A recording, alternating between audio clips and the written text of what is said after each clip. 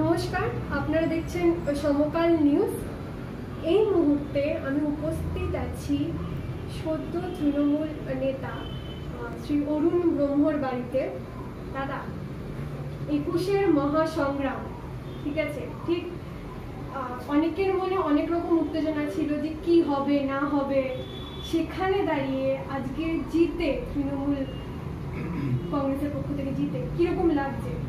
এক কথায় অনির্বাচিত, কারণ এটা একটা বড় চ্যালেঞ্জ ছিল। যেভাবে কেন্দ্রীয় শাসক দল বিজেপির সর্বস্তরের নেতারা গত প্রায় 1 বছর ধরে আদা জল খেয়ে নেমেছিলেন পশ্চিমবঙ্গের জননেত্রী মমতা বন্দ্যোপাধ্যায়কে পরাজিত করার জন্য, তাতে তারা সম্পূর্ণ পর্যদস্ত হয়েছে বাংলা মানুষের কাছে। আর আমার আরও একটু বেশি আনন্দ এই কারণে, আমি গত 31শে মার্চ বিজেপি ছেড়ে তৃণমূল কংগ্রেসে যোগ দিয়েছিলাম বিজেপির ব্যারাকপুর অঞ্চলের এক ডিক্টেটরের বিরোধিতা করে, যার বিরোধিতা করে একসময় তৃণমূল কংগ্রেস ছেড়ে গেছে। দর্শকদের অনেকে জানা আছে, তাও বলবি, প্রথম থেকে 2013 পর্যন্ত তৃণমূল কংগ্রেসে ছিলাম, কিন্তু ব্যারাকপুর অঞ্চলের একজন তথাকথিত দাপটে তৃণমূল নেতার বিরোধিতা করে, তার অন্যায় কাজকর্ম বিরোধিতা করে তৃণমূল ছেড়েছিলাম। বিজেপিতে 13 সালে যোগ দিয়ে বিজেপির সঙ্গে মন প্রাণে কাজ করছিলাম। সেই নেতা আবার বিজেপিতে সে একই রকম আধিপত্য কায়েম করেছিলেন, পারিবারিক আধিপত্য কায়েম করেছিলেন, স্বজন পোষণ করেছিলেন। তার প্রতিবাদে গত 31শে মার্চ আমি তৃণমূলের পুনরায় ফিরে আসি। আমার কাছে একটা চ্যালেঞ্জ ছিল যে ব্যারাকপুর, বিশেষ করে ব্যারাকপুর লোকসভা অঞ্চল 7টা বিধানসভাতে যাতে তৃণমূল কংগ্রেসের প্রার্থী জেতানোর জন্য ভূমিকা গ্রহণ করতে পারে। বিশেষ করে আমি যে বিধানসভা বসবাস করি, জগদ্দল বিধানসভা, সেটা আরও গুরুত্বপূর্ণ ছিল। 2019-এর লোকসভা নির্বাচনে ব্যারাকপুর 7টা বিধানসভার সঙ্গে জগদ্দল বিধানসভাতেও বিজেপি 8,600 ভোটে এগিয়েছিল। কিন্তু এবারের নির্বাচনে আমরা তৃণমূল কংগ্রেসের পক্ষ থেকে মমতা ব্যানার্জি আশীর্বাদ জন্য প্রার্থী সোমনাথ শ্যামকে, সে 8,600 ভোটে যে পিছিয়ে ছিল তৃণমূল কংগ্রেস, সেটিকে পিছনে সরিয়ে রেখে প্রায় 20,000 ভোটে সোমনাথ শ্যামকে নির্বাচিত করে মমতা বন্দ্যোপাধ্যায়কে তৃতীয়বার যেন মুখ্যমন্ত্রী পর্বতে এগিয়ে দিতে পেরেছে। এই জন্য আমি ব্যক্তিগতভাবেও আমি খুব আনন্দিত। আমি আপনাদের মাধ্যমে ব্যারাকপুর অঞ্চলের মানুষকে, বিশেষ করে জগদ্দল বিধানসভার মানুষকে হৃদয়ের অন্তঃস্থল থেকে কৃতজ্ঞতা জ্ঞাপন করি। সেই ব্যারাকপুর তথা ভাটপাড়ার সেই অহংকারী নেতার বিরুদ্ধে সোচ্চারে ইভিএম মেশিনের মাধ্যমে প্রতিবাদ জ্ঞাপন করা হচ্ছে। আচ্ছা, আর একটা প্রশ্ন, যে আমরা জানতে পেরেছিলাম যে আপনি সদ্য বিজেপি থেকেই, মাত্র বললেন বিজেপি থেকে তৃণমূলে এসেছিলেন, তো সেখান থেকে এরকম জেতা আপনার কাছে ঠিক কতটা চ্যালেঞ্জিং ছিল? ব্যাপার আমার জীবনটাই চ্যালেঞ্জে পরিপূর্ণ। প্রথম থেকে চ্যালেঞ্জের মধ্যে দিয়ে চলেছি। যখন তৃণমূল কংগ্রেস ক্ষমতায় ছিল না, তো 2001 থেকে 6 হয়ে 9 পর্যন্ত, যখন সিপিএমের অসম্ভব দাপট ছিল, তখনও সাধারণ মানুষের সহযোগিতা, আশীর্বাদে, মা বাবার আশীর্বাদে, ভগবান আশীর্বাদে সিপিএমের বিরুদ্ধে ছোট ছোট থেকে লড়াই করেছি। কিন্তু হয়তো আমার কপাল খারাপ যে সেই সম্মানটা তৎকালীন তৃণমূল কোনো পায়নি, তাই আমি দল ছাড়তে বাধ্য হয়েছি। আবার বিজেপিতে যখন যোগ দিয়েছিলাম, বিজেপি থেকে যাচ্ছে নন এনটিটি ছিল, কিন্তু বিজেপির সরাসরি লড়াই করেছিলাম, 19% ভোট পেয়েছিলাম। গত লোকসভাতে লড়াই করে আমার প্রার্থীকে জিতানোর জন্য ভূমিকা গ্রহণ করেছিলাম। তারপরে দলে অপমানিত হয়েছি। আমাকে যুব বিজেপির সভাপতি করে জেলার আমাকে 24 ঘন্টার মধ্যে নাম বাতিল করে দেওয়া, আমাকে কোনো কমিটিতে রাখা হতো না, বারবার আমাকে অপমান করা হয়েছিল। তারপরে আমি দায়িত্বে ছিলাম, কিন্তু ধৈর্যের ভাগ ভাঙল যখন দেখলাম 21শে বিধানসভা নির্বাচনে যে বিজেপি কর্মীকে খুনে দেয় অভিযুক্ত কংগ্রেসের বিধায়ক হয়ে তৃণমূল কংগ্রেস এসে পরে বিজেপিতে যিনি যোগ দিলেন, সে অরিন্দম ভট্টাচার্যকে জগদ্দলে প্রার্থী করে দিলেন। আমাদের মতো যারা পরিশ্রম করে বিজেপিকে দাঁড় করিয়েছি, তাদের সম্মান না দিয়ে, তাদের মতামতের মূল্য না দিয়ে তখন খুব আশাহত হয়েছিলাম। তাই আমি তৃণমূলে যোগ দিয়ে পুনরায় যোগ দিয়েছিলাম বিজেপি ছেড়ে।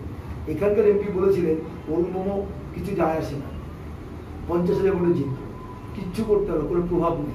কিন্তু জনতা যে আমাদের সঙ্গে আছে, আমরা যে মানুষের সঙ্গে মিশি, এটা ভোটে প্রমাণ হয়েছে।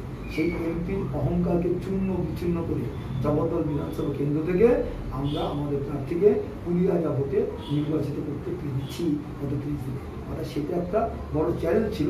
এই চ্যালেঞ্জ গ্রহণ করেছিলাম, আমার চ্যালেঞ্জকে সফল করেছেন জগদ্দল বিধানসভা কেন্দ্রের সাধারণ মানুষ।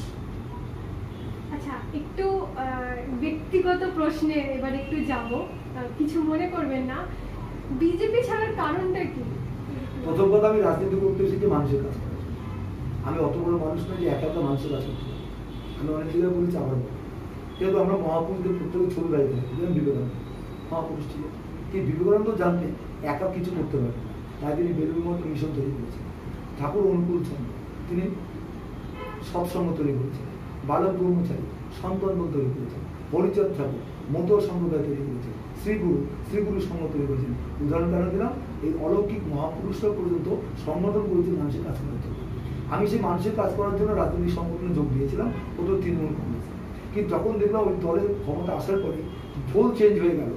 কিছু নেতা মমতা ব্যানার্জি স্বচ্ছ ভাবমূর্তি, স্বচ্ছ ইমেজকে ব্যবহার করে তার আখের গোছাচ্ছে, পরিবারবাদকে মদত দিচ্ছে, নিজের ভাইপো, ভাইজি, ভাই, ভগ্নিপতিদের রাজা বানাবে, বাকিদের পূজা করে রাখবে, পায়ের তলায় রাখবে। তখন আমি প্রতিবাদ করে দলটা ছেড়ে দিয়েছিলাম, বিজেপিতে আসলাম।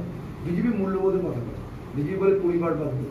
এবারে 2021 বিধানসভা নির্বাচনে দেখলাম যারা বলে পরিবারবাদ নেই বিজেপিতে, মমতা ব্যানার্জি পরিবারবাদে মদত দেয়, কংগ্রেস মদত দেয়, সে বিজেপি সবচেয়ে বড় প্রমাণ দিল। তারা মুখে বলে এক, করে কাজ আর একটা। কেমন? ভারতীয় জনতা পার্টি কি দেখলাম, মুকুল রায় দুজন টিকিট পেলেন যারা তৃণমূল থেকে সদ্য আসলেন। অর্জুন সিং পুত্র, অর্জুন সিং ভগ্নিপতি, অর্জুন সিং ভাইপো, তাদের লোককে। অর্থাৎ দেখা গেল যে নিজের পরিবারের লোককেই তারা নেতা বানাতে পার্টি ঠিকানো করেনি, পার্টির জন্য ঘামও জড়ানি, রক্তও দেয়নি। অনেক এমন আছে যারা পার্টির নীতি আদর্শে কিছুই জানে না। যখন দেখলাম যে বিজেপি মূল্যবোধের কথা বলে, পরিবারবাদের বিরুদ্ধে কথা বলে, তারা মূল্যবোধকে ভুলে গিয়ে পরিবারবাদকে মদত দিচ্ছে, তখন আমার মনে হলো তাহলে এই বিজেপি থেকে লাভ কি? তাতে আমি যেখানে রাজনীতি শুরু করেছিলাম মমতা ব্যানার্জির দলে, সেখানে ফিরে যাওয়াই ভালো। কারণ আমার তো একটা প্ল্যাটফর্ম দরকার, আমি অত বড় মানুষ নই, আমি নির্দলে লড়তে পারবো। আবার বিজেপিও থাকলে পারতাম না, এই কারণে যেহেতু বিজেপির যে নেতা এখানে সর্বশক্তিমান হয়ে উঠেছে এমপি হওয়ার পর, তিনি নিজের লোক ছাড়া, ভাইপো, ভাইজি, ভাই, ভগ্নিপতি বা একান্ত পকেটের লোক ছাড়া কাউকে তিনি মাথায় উঠতে দেন না। সুতরাং মানুষের কাজ আমি করতেই পারতাম, তাই আমি বিজেপি ছেড়ে তৃণমূল কংগ্রেসে আসলাম, মানুষের কাজ করার সুযোগ পাবো এই আশা।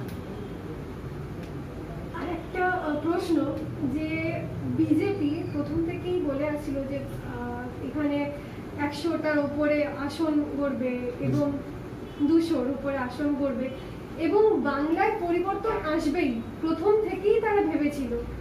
আপনার কি মনে হয় যে সেখান থেকে দাঁড়িয়ে এরকম এত কম আসনে যে মানে ভোট পেয়েছে, সেটার কারণটা কি? আপনার বিষয়টা হচ্ছে বিজেপির নেতারা প্রোপাগান্ডা চালায়, প্রচারে। আমি যেহেতু সবসময় নিচু স্তরের মানুষের মিশি, পরিষ্কার করে মনে করি, আমি তো ভালো বুঝতে পারি যদি প্রোপাগান্ডা মেশিন আমার হাতে নেই। 200 বার প্রচার করে গেছে, ওরা বোঝেই যে বিজেপি কোনো সংগঠন নেই, হাতে গোনা কয়েকটা জায়গা ছাড়া, হাতে গোনা কয়েকটা নেতা ছাড়া কোনো নেতার কোনো সংগঠন নেই। অতি বেশি অতিরিক্তভাবে ঘরোয়া মিটিং হয়, ফেসবুকে ভার্চুয়াল মিটিং হয়, কাজের কাজ কিচ্ছু হয় না।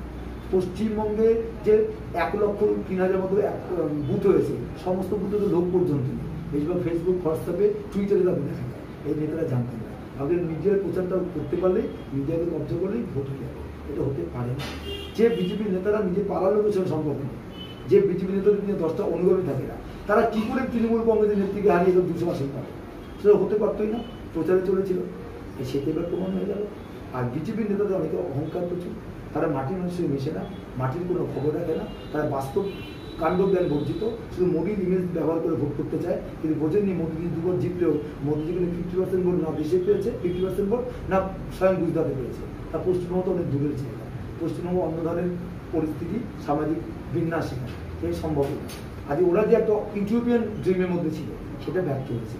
এটা হওয়ার কখনই কথা ছিল না। ওরা বলেছে যে আসল পরিবর্তন আসবে, ঠিকই বলেছে, কিন্তু আসল পরিবর্তন বিজেপির হাত ধরে না, মমতার হাত ধরে আসবে। আর যে বিজেপি ভেবেছিল মমতাকে সরিয়ে ক্ষমতায় এসে কিছু একটা করবে, সেই বিজেপি এবার ইস্তেহারে দেখবেন তৃণমূল কংগ্রেসকে নকল করেছে বিভিন্ন বিষয়। বিজেপির মৌলিকতা কিছু ছিল না। আর মমতা ব্যানার্জি কিন্তু 200 বেশি আসন পেয়েছে, এমনকি 2016-তে যে আসন পেয়েছিল তার রেকর্ডে ভেঙে দিয়েছে। এটাই প্রমাণ করে মানুষ 200 মমতাকে দেওয়ার জন্য প্রস্তুত হয়েছিল, বিজেপিকে নয়। তাহলে বিজেপিকে ধন্যবাদ জানাবো, 3টে আসন ছিল, তারা 76-77-এ পৌঁছেছে, প্রায় 27 গুণ। এর জন্য ধন্যবাদ। এটা পেয়েছে, এই নিয়ে সন্তুষ্ট থাকা উচিত। কিন্তু বিজেপি কর্মীদের বলবো, দিল্লি থেকে আসা নেতাদের মিথ্যা প্রবচনে আপনারা ভুলবেন না। দিল্লির নেতারা, মধ্যপ্রদেশের নেতারা, আমি তাদের বহিরাগত বলবো না, তারা বাংলার সংস্কৃতি, বাংলা মানুষকে এখনো চিনে উঠতে পারেনি। বিজেপিকে যদি পশ্চিমবঙ্গে রাজনীতি করতে হয়, বাঙালি সংস্কৃতিকে নিচে করে নিতে হবে। এখানে শক্তিকেন্দ্র প্রমুখ, প্রভারী আপনাদের আগ্রহ করা হচ্ছে, এই কালচার এখানে চলবে না। এখানে গোটা বাংলার সংস্কৃতি চলতে হবে, তবে বিজেপি স্বপ্ন দেখতে পারে। কিন্তু এবার মমতা ব্যানার্জি যেভাবে উন্নয়নমূলক কাজকর্ম করেছে, বাংলা মানুষের সমর্থন পেয়েছে, তাদের মনে হয় না পশ্চিমবঙ্গের বিজেপিরা কোনো ভবিষ্যৎ। ধন্যবাদ দাদা। আপনারা দেখতে থাকুন সমকাল নিউজ, সবার আগে সবার পাশে।